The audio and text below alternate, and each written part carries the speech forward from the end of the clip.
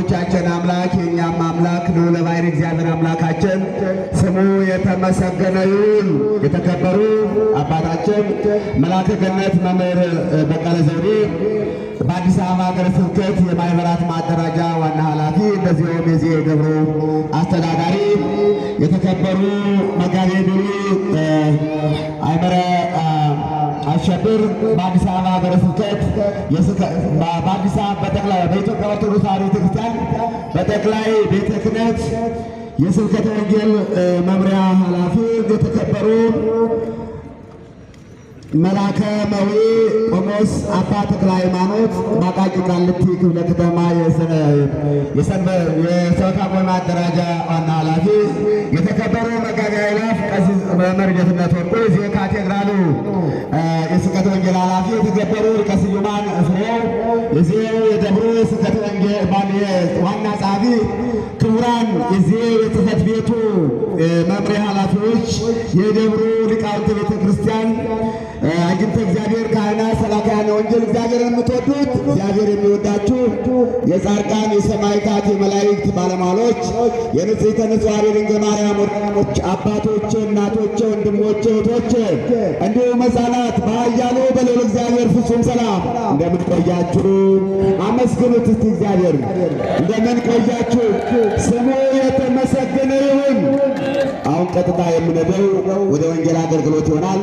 የዕለቱን የወንጌል አገልግሎት ሁለተኛውን ክፍል የሚያስተምሩን መጋቤ ብሉይ አይመረ አሸብር በኢትዮጵያ ኦርቶዶክስ ተዋሕዶ ቤተክርስቲያን በጠቅላይ ቤተ ክህነት የስብከተ ወንጌል መምሪያ ኃላፊ ይሆናሉ። ወደ እሳቸው ወስዳቸዋለሁ። ይቅርታ የሊቃውንት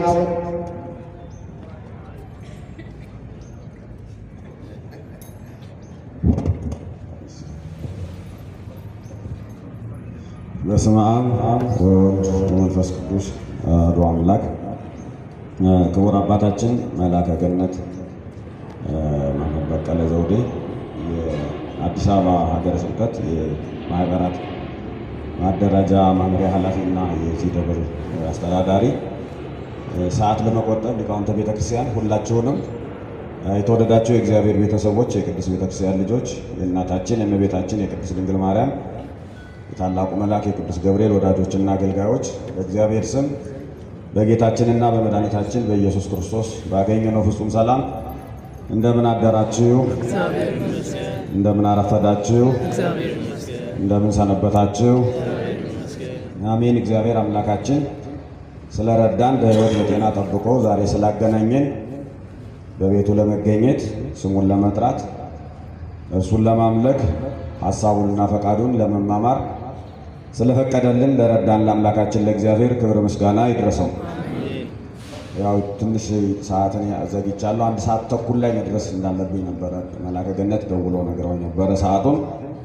ግን እኔ ያቀርኩትና መንገድ ላይ የፕሮግራሞች ስላልተስተካከሉልኝ ነው። 1 ሰዓት ከ50 አካባቢ በርግጥ እዚህ ገብቻለሁ። ወደ ውስጥ ለመግባት ምዕመናን ስለነበሩ አልቻልኩም።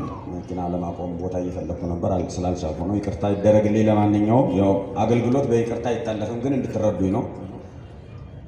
እግዚአብሔር በመካከላችን ተገኝቶ ያስተምራል። እስኪ አጭር አጠር ባለ መንገድ በዚህ ቃል ተጽናኑ በሚል ርዕስ የእግዚአብሔርን ቃል የእግዚአብሔርን ሐሳብና ፈቃድ እንማማራለን። እንግዲህ ርዕሳችን የሚሆነው በዚህ ቃል ምን በሉ የሚል ነው። በዚህ ቃል እስኪ በደንብ አእምሯችን ጋር እንዲሰርጽ በዚህ ቃል ተጽናኑ የሚለውን እስኪ በአንድ ላይ በሉት። በዚህ ቃል በምን ተጽናኑ? በዚህ ቃል ተጽናኑ። በማን ቃል ነው? በእግዚአብሔር ቃል ተጽናኑ። ይሄን ቃሉ ስንጠቃው በመጽሐፉ ቃል ተጽናኑ፣ በእግዚአብሔር ቃል ተጽናኑ። በምትማሩት፣ በምታምኑት፣ በምትኖሩት የእግዚአብሔር ቃል ተጽናኑበት የሚል ርዕስ ነው ያለው። ስለዚህ መጽናናት ያስፈልገናል ወይስ ጥሩ ነው? መጽናናታችን ሙሉ ነው ወይስ ጎድሎብናል? አዝነናል፣ ተክዘናል፣ ብዙ የሚያሳስቡን ጉዳዮች አሉ። መጽናናት እንፈልጋለን የሚለውን ከሁለቱ አንዱ በእርግጥ መጠየቅ የለብኝም ያው ያለምን ጉድለት ስለምናውቀው ማለት ነው ሁላችንም። መጽናናት ግን ያስፈልገናል አይደል? ሁላችሁም ታምናላችሁ መጽናናት ያስፈልገናል? በጣም ያስፈልገናል። ያው የእግዚአብሔር ማጽናናት አይደል? ሰው እንዲያጽናናንም እንፈልጋለን አይደል? ዘመድ እንዲያጽናናን፣ ጓደኛ እንዲያጽናናን፣ ቤተሰብ እንዲያጽናናን፣ ትልቅ ሰው እንዲያጽናናን፣ ካህናት እንዲያጽናኑን እንፈልጋለን። በእርግጥ የካህናት ማጽናናት የቤተ ክርስቲያን ማጽናናት ነው። የቤተ ክርስቲያን ደግሞ የእግዚአብሔር ነው። ካህን የቤተ ክርስቲያን ነው፣ ቤተ ክርስቲያንም የእግዚአብሔር ናት። የካህን ስራ የቤተ ክርስቲያን ስራ ነው፣ የቤተ ክርስቲያንም ስራ የእግዚአብሔር ስራ ነው። ከዛ ውጭ ያለ የሰው የጎረቤት ጓደኛ ማጽናናት የተማረ አዋቂ የሚባል ሰው ሲያጽናናንም ያስፈልገናል።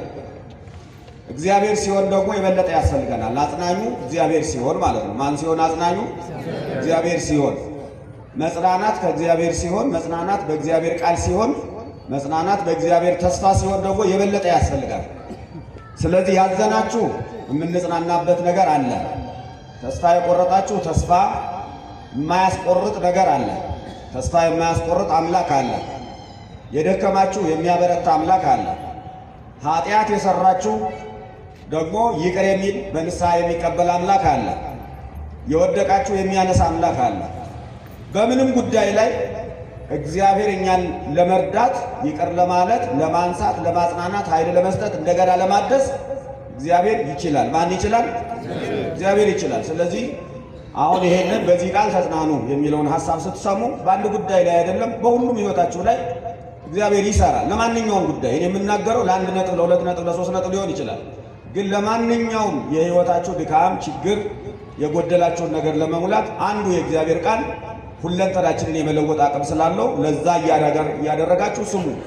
እግዚአብሔር ይሄንን እኔንም አይቶኛል፣ ጎብኝቶኛል፣ ደግሞም ይረዳኛል፣ ይሄንን ጉድለቴንም ይሞላል።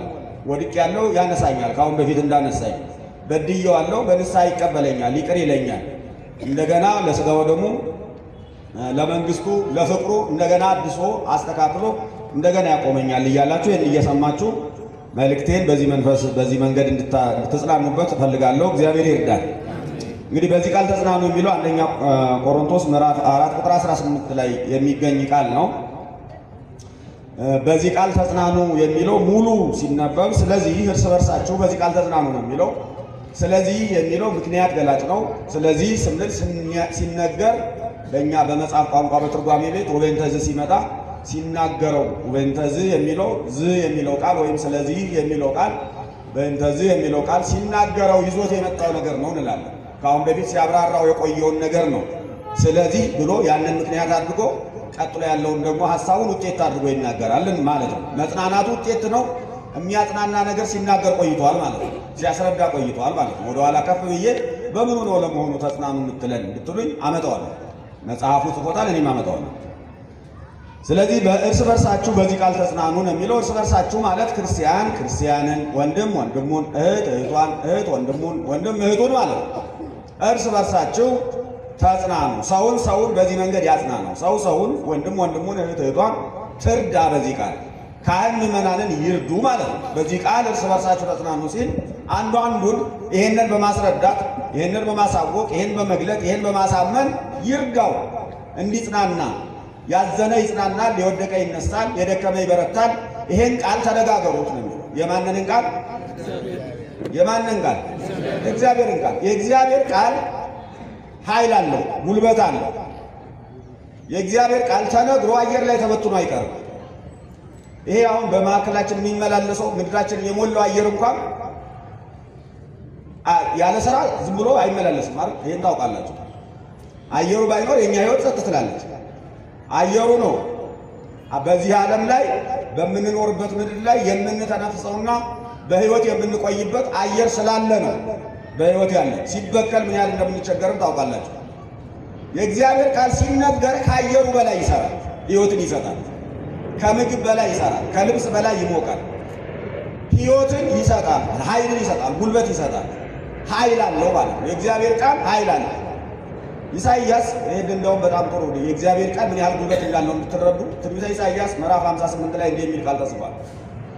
ምዕራፍ 55 ይቀርታል። ቃሌ ከሰማይ ዝናብ እንደሚዘንብ ምድርንም እንደሚያረሳት ታበቅልና ታፈራ ዘንድም እንደሚያደርጋት ልክ እንደዚህ ቃሌ ወደ ምድር መጥቶ ወደ ሰው ሕይወት ደርሶ ሳይሰራ በከንቱ አይመለስም ይላል። ታያችኋል። ሰማይ ዝናምን ይሰጣል፣ ይዘንማል ዝናሙ፣ ምድርን ያርሳታል፣ ምድርም ታበቅልና ታፈራ ዘንድ ያደርጋታል። ልክ እንደዚህ እንደሚረዳት ቃሌን ወደ ምድር መጥቶ በከንቱ አይመለስም። በሰው ጆሮ ደርሶ በሰው ልብ ገብቶ በከንቱ ሳይሰራ ምን አይልም አይመለስም። ስለዚህ አሁን በዚህ ቃል ተጽናኑ ነው የሚለን። ይሄን ቃል ስንሰማው ምን ቃል ነው፣ ምን ተስፋ የሚሰጥ በጎ ነገር ነው የሚለውን በትክክል ስንደርስበት ይሄማ የኔን ልብ የተቸገረበትን ነገር የኔን ልብ ያዘነበትን ነገር ሐዘኔን አርቆ በመጽናናት ይሞላኛል ማለት ነው እንላለን ማለት ነው። ምን ሊሆን ይችላል እንድትገምቱ ምንም ድል አልሰጥም። ማንኛውም ነገር የእግዚአብሔር ቃል ስለሚያጽናና ግን ቀጥታ ነግራቸዋለሁ። ቁጥር 13 ወደ ኋላ ተመልሼ ማለት ነው ምዕራፍ 4 አንደኛ ቆሮንቶስ ምዕራፍ 4 ቁጥር 13 ነገር ግን ወንድሞች ሆይ ተስፋ እንደሌላቸው እንደሌሎች ደግሞ እንዳታዝኑ አንቀላፍተው ስላሉቱ ታውቅ ዘንድ እንወዳለን ይላል። አሁን ብልጭ አላለም ነገሩ። ወንድሞች ሆይ፣ ክርስቲያኖች ሆይ፣ እህቶች ሆይ፣ ክርስቲያኖች ሆይ ተስፋ እንደሌላቸው እንደሌሎች፣ ሃይማኖት እንደሌላቸው እንደሌሎች፣ በሙታን ትንሣኤ እንደማያምኑ እንደሌሎች፣ በእግዚአብሔር እንደማያምኑ እንደሌሎች፣ በክርስቶስ እንደማያምኑ እንደሌሎች አንቀላፍተው ስላሉ ሰዎች፣ ስለ ዘመዶቻችሁ ስለሞቱ ከእናንተ ስለተለዩ ሰዎች እንደ ሌሎች ሰዎች አይነት ሐዘን እንዳታዝኑ ይሄንን ላሳውቃችሁ ወዳለሁ፣ ልነግራችሁ ወዳለሁ አለ። ልዩነት ቁጠሩ ማለት ነው። በሕይወታችሁ ላይ በሐዘናችሁ ላይ ሰው ስትቀብሩ፣ ሰው ስትሸኙ፣ ሲሞትባችሁ እንደሚያምን ሰው ሸኙ። አምናችኋል፣ እግዚአብሔርን ታውቃላችሁ፣ ክርስቶስን ታውቃላችሁ፣ የሙታን ትንሣኤ እንዳለ ታውቃላችሁ፣ ተስፋ አላችሁ። ስለዚህ ሰው ሲሞትባችሁ ሐዘናችሁን በቅጡ አድርጉት ማለት ነው። እሱን በሕይወታችን ላይ ምን ትርጉም እንደሚያመጣ በየድሩ ትወስዱታላችሁ። እድር እንዴት እንደሚሸኝ፣ ዘመድ እንዴት እንደሚሸኝ ታውቃላችሁ። ያው ፊታችንን እነጫለን፣ ደረታችንን እንደቃለን፣ ልብሳችንን እንቀዳለን፣ የማይገባ ሐዘን እናዝናለን። ነገር ግን የሚፈለገው ምንድን ነው ሲባል የለም እነዛ ከማድረግ ኃጢአት ሲሰራ ወንድምህን እህትን ገስጽ፣ አስተካክል፣ ለንስሐ አብቃ፣ ለትምህርተ ወንጌል አብቃ፣ ወንጌል እንዲማር ንስሐ እንዲገባ ሥጋ ወደሙ እንዲቀበል አብቃ።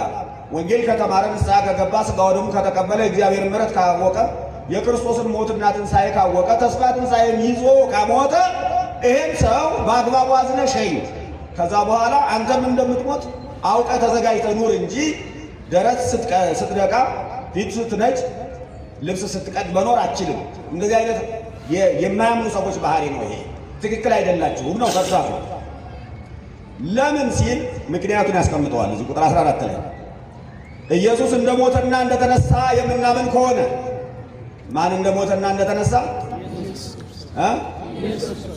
ኢየሱስ ክርስቶስ እንደሞተና እንደተነሳ የምናምን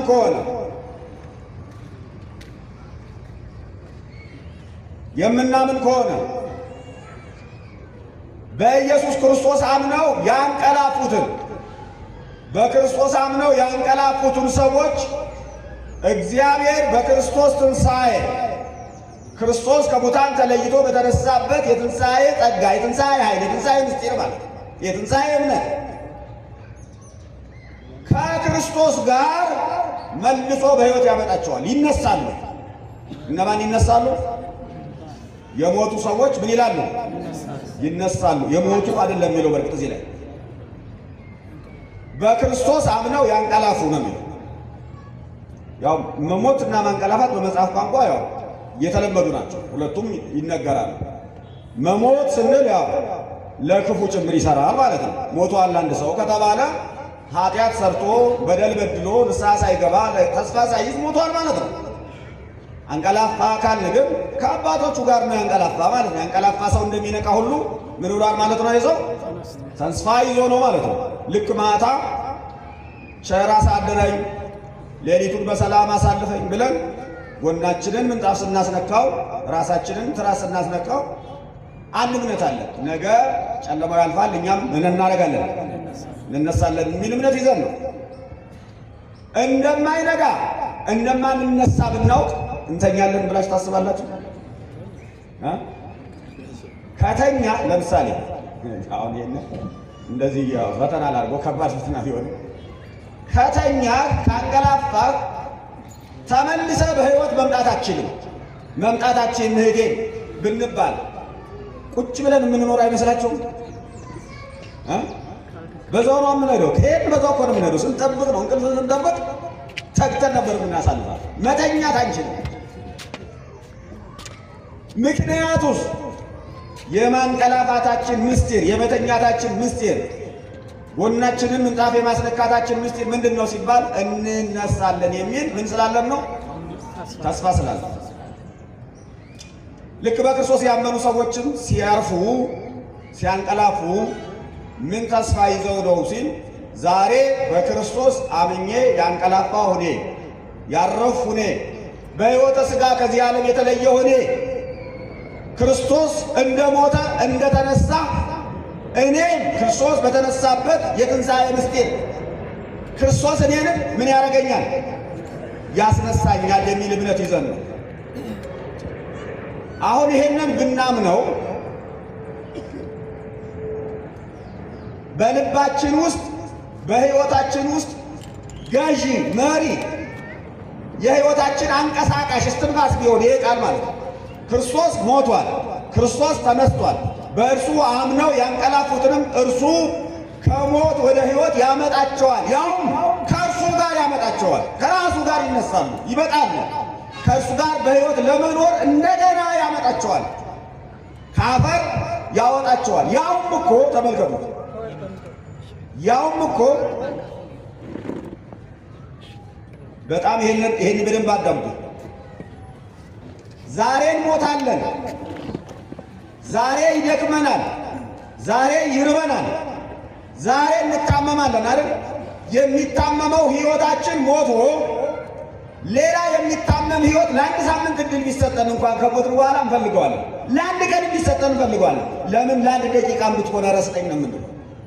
የሚታመም እኮ ነው የምንለው። የሚሞት ተመልሶ የሚሞት ሕይወትን ለአንድ ደቂቃም ቢሆን ስጠኝ ነው የምንለው። በክርስቶስ አምነው የሞቱ ክርስቶስ ሲያስነሳቸው እኮ የሚነሱበት ምስጢር ይሄን በደንብ አስተውሉ።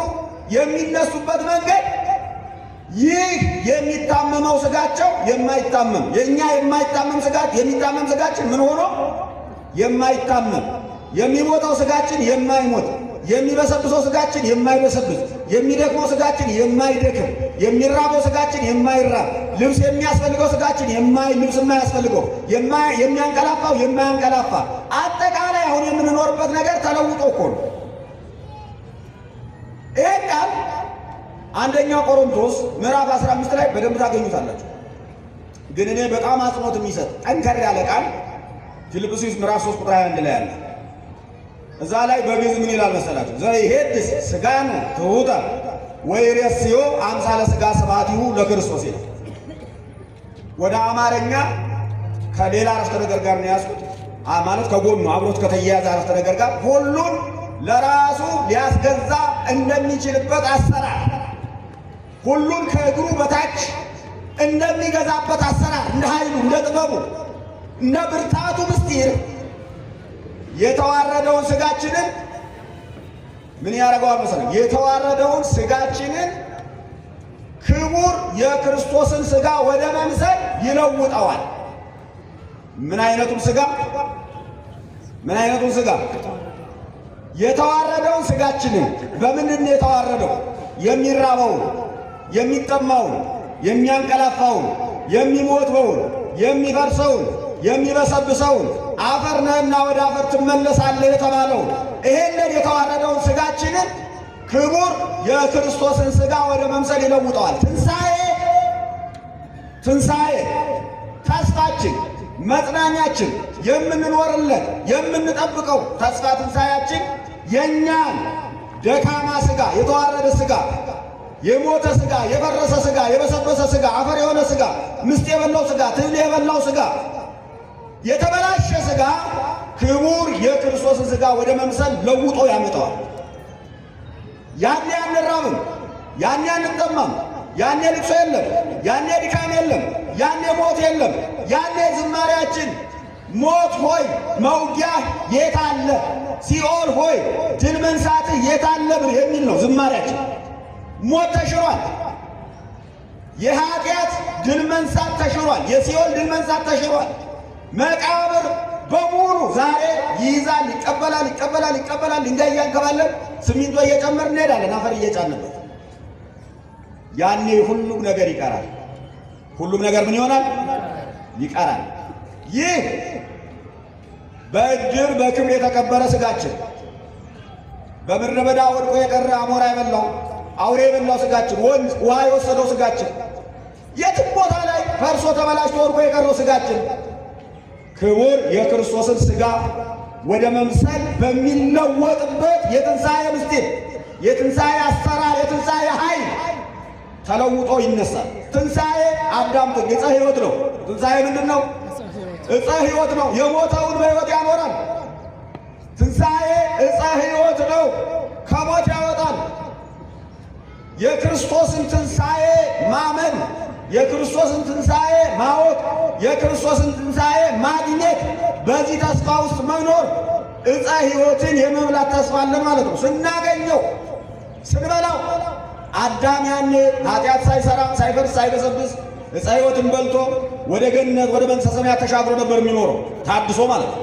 ዛሬ ግን ኃጢአት የገደለው ኃጢአት ያጠፋው የሞተው የፈረሰው የበሰበሰው በክርስቶስ አምኖ ተስፋ ትንሣኤን አግኝቶ ክቡር የክርስቶስን ሥጋ ወደ መምሰል የእሱ ሥጋ ተለውጦለት ሲኖር ከዚህ የበለጠ ምን የሚያጽናናለ? ለእድሩ ምን እንስበክ? ምን እናስረዳ? ዘመድ ለሞተበት፣ እናት አባት ለሞተበት፣ ወዳጅ ዘመድ እህት ወንድም ለሞተበት ምን እናስረዳ? ምን እንንገር? ክርስቶስ ለሰው ልጆች ሞቷል። ከሙታን ተለይቶ ሞትን ድል አድርጎ ተነስቷል። ወደ አብ ወደ ሰማይ አድርጓል። በአብ ቀኝ ተቀምጦ በክብር አለ። ዳግም ተመልሶ ይመጣል። ያኔ በእርሱ አምነው የሞቱትን ሰዎች ከሙታን ያስነሳቸዋል፣ ከመቃብር ያስነሳቸዋል። ከመቃብር የሚያስነሳቸው ደግሞ በሚፈርስ ሥጋ፣ በሚራብ ሥጋ፣ በሚበሰብስ ሥጋ፣ ተስፋ በሚቆርጥ ሥጋ፣ በሚደክም ሥጋ፣ ምስጥ በሚያገኘው ሥጋ፣ በኃጢአት ግን በሚነሳ ሥጋ አይደለም። ያኔ ክቡር የክርስቶስን ሥጋ ወደ መምሰል የሰውን ሕይወት ለውጦ ከእርሱ ጋር መኖር የሚችሉበትን ኃይል አልብሶ በእርሱ የሚያምኑትን ያስነሳቸዋል። ይሄ ያጽናናም ምእመናን ከገባችሁ በደንብ ያጽናናል።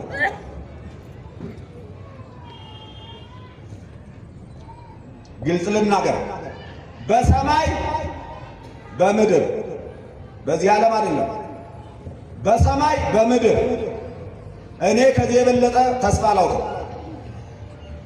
ከዚህ የበለጠ የሚያጽናና ቃል አላውቅም። በሰማይም በምድር በመላእክት ዓለም ከዚህ የበለጠ የሚያጽናና ተስፋ የለም። በሰው ልጆች ታሪክ ውስጥ ከዚህ የበለጠ የሚያጽናና ተስፋ የለም። ምክንያቱስ የእኛ ቁልፍ ችግራችን ምንድን ነው? ሞት ነው፣ ኃጢአት ነው። ጉዳት አመጣብን፣ አበላሸን፣ ከእግዚአብሔር ለየን፣ በመቃብር ጣለን፣ መልሶ ወደ አፈርነት ለወጠን። ማን? ሞት። ማን? ኃጢአት። ኃጢአትን ድል የሚያደርግ ነገር ከተገኘ፣ ኃጢአትን ሞትን ድል የሚያደርግ ነገር ከተገኘ፣ ያውም ያ ድል የሚያደርገው ነገር ክቡር የክርስቶስን ሥጋ ወደ መምሰል ሥጋችንን የሚለውጥ ከሆነ፣ የማይሞት ሥጋን የሚያለብሰን ከሆነ፣ የማይፈርስ የማይበሰብስ ሥጋን የሚያለብሰን ከሆነ፣ የማይደክም የማይራብጥ ሥጋን የሚያለብሰን ከሆነ፣ ወደዚያ ሕይወት የሚያሻግረን ከሆነ ለዓለም ከዚህ የበለጠ ተስፋ ምን ሊሰበክ ይችላል? ዓለም ያጣችሁ ምንድን ነው? ዓለምን የተጫወተባት ምንድን ነው? ኃጢአት አይደለምን? ሞት አይደለምን? የሁላችን ሕይወት የተበላሸው በምንድን ነው? በኃጢአት አይደለም? ጦርነቱ በምንድን ነው? ረሃቡ በምንድን ነው? ጥሉ በምንድን ነው? እርስ በርስ መጋጨቱ ለምንድን ነው? ብዙ ርኩሰት የሚፈጸመው ለምንድን ነው? በኃጢአት ምክንያት አይደለም ነው። ክርስቶስ ሲመጣ ሙታን ሲነሱ ያመነውም ያላመነውም ይነሳል። ያመነ በክብር ለክብር ይነሳል። ያላመነ ለፍርድ በፍርድ ይነሳል። ለውርደት በውርደት ይነሳል። አይቀርም። እመንም አትመንም መነሳት አይቀርም። እየሰበክን ያለው ነው ግን ለውርደት ከመነሳት ለክብር፣ ለፍርድ በፍርድ ከመነሳት ለነፃነት ለደስታ ና ወደ አባቴ ቤት ወደ እኔ ቤት ወደ መንግሥተ ሰማያት ግባ የአባቴ ቡሩክ ተብሎ በቀኝ ለመቆም እግዚአብሔር መጀመሪያ እንዲያዘጋጀን ነው ወንጌል እየተሰበከ ያለው። ለዛ ከዚህ የበለጠ ምእመናን ምን ተስፋ አለ? ለቤታችሁ ጉድለት ምን እንስበካችሁ? ለኑሯችሁ ለጎደለባችሁ ነገር ምን እንስበካችሁ? አሁን የኑሮ ጉዳይ ቢሆንማ ገንዘብ እንዴት ይገኛል፣ ኑሮ እንዴት ይመራል? ሀብት እንዴት ይገኛል? ስልጣን እንዴት ይገኛል? በትምህርት ስኬታማ መሆን እንዴት ይቻላል? ቢሆንማ የምትበልጡ በጣም ብዙ ሰዎች አላችሁ። ቁጭ ብዬ እኔ ብማር ደስ ይለኛል። የእናንተ ጥበብ ትልቅ ነው፣ በዛ ጉዳይ ነው። የቤተ ክርስቲያን ጥበብ፣ የአስተማሪው የሰባኪው ጥበብ ደግሞ ተስፋን ማወጅ ነው። ተስፋን ምን ማድረግ ነው?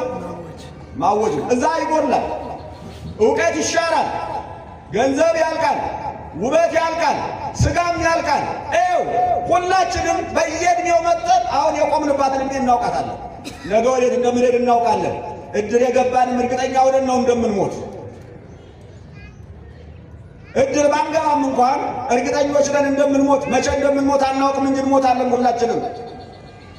ነገር ግን ቀድመን እንዘጋጅ፣ ቀድመን ተስፋን ያዝ፣ ቀድመን እንጽናና። በመጽናናት ኖረን በመጽናናት ከእግዚአብሔር ጋር ለዘላለም ለመኖር ተስፋ ይዘን እንሙት።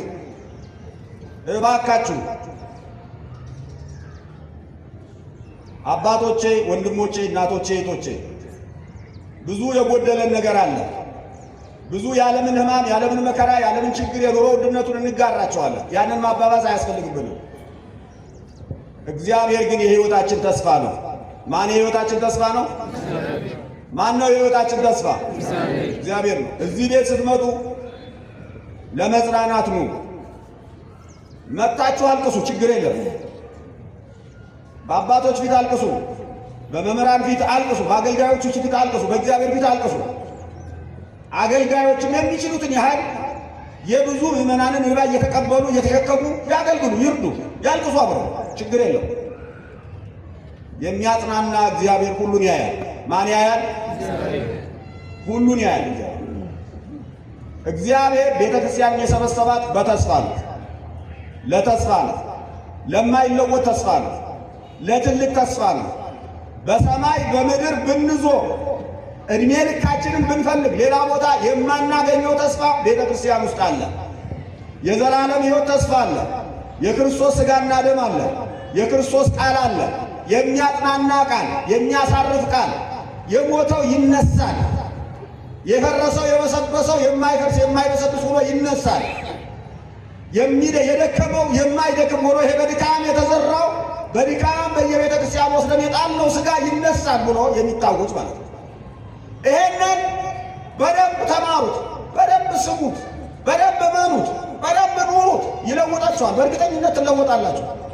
ስትለወጡ ደግሞ መከራን የመቋቋም አቅም ይኖራችኋል። የዓለምን ችግር የመቋቋም አቅም ይኖራችኋል። በተራ ጉዳይ ተሰብራችሁ አትወድቁ። ትላልቅ የሐዘን ጊዜ ታልፋላችሁ።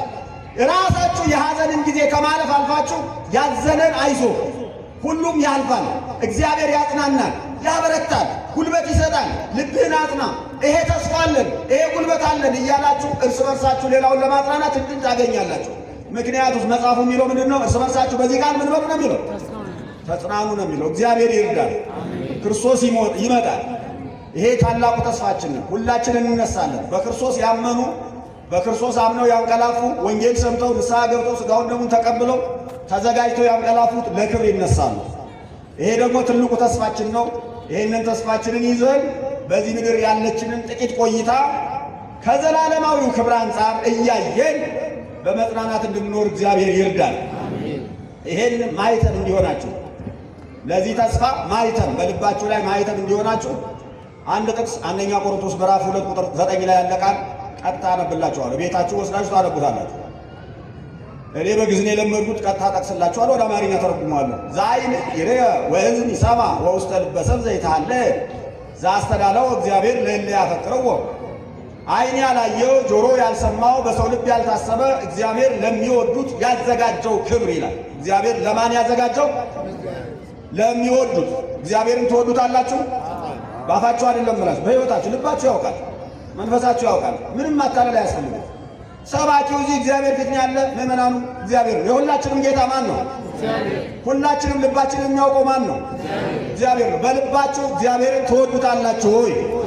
በቃ የምትወዱት ደስ ይበላችሁ። ምክንያቱም ዓይን ያላየው ጆሮ ያልሰማው በሰው ልብ ያልታሰበ ማንም የማይወስድባችሁ ማንም የማይቀማችባችሁ እግዚአብሔር ብቻ የሚሰጣችሁ ካላመናችሁት እግዚአብሔር ብቻ የሚከለክላችሁ በቸሩ በኃያሉ በታላቁ አምላክ በእግዚአብሔር እጅ የተያያዘ ትልቅ ተስፋ ይጠብቀናል። ለሚወዱት እግዚአብሔርን የምትወዱ ክርስቶስን የምትወዱ ደስ ይበላችሁ፣ ልባችሁ ይጽናና። ችግር የለም። የፈለገው አይነት የመከራ ማዕበል አይጣባችሁ፣ ግን ቢመጣ መሻገሪያ ድልድይ ያለው እግዚአብሔር ኃይል አለው፣ ጉልበት አለው።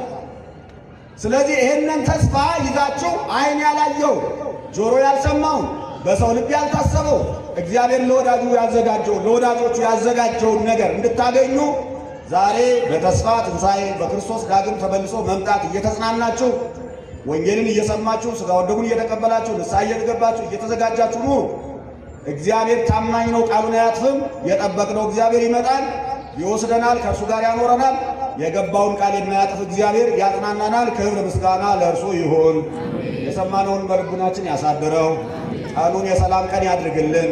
ቀሪ ዘመናችንን ሁሉ ሰላም ያድርግልን። በምንወጣበት በምንገባበት ሁሉ መልአኩ ቅዱስ ገብርኤል ሁላችንንም ይጠብቀን። እመቤታችን ቅድስት ድንግል ማርያም በጸሎቷ በምልጃዋ ትርዳን። የቅዱሳን በረከት ሁሉ ከእኛ ጋር ይሁን። ሰላም ሁኑ። ቃሎትን ያሰማልን።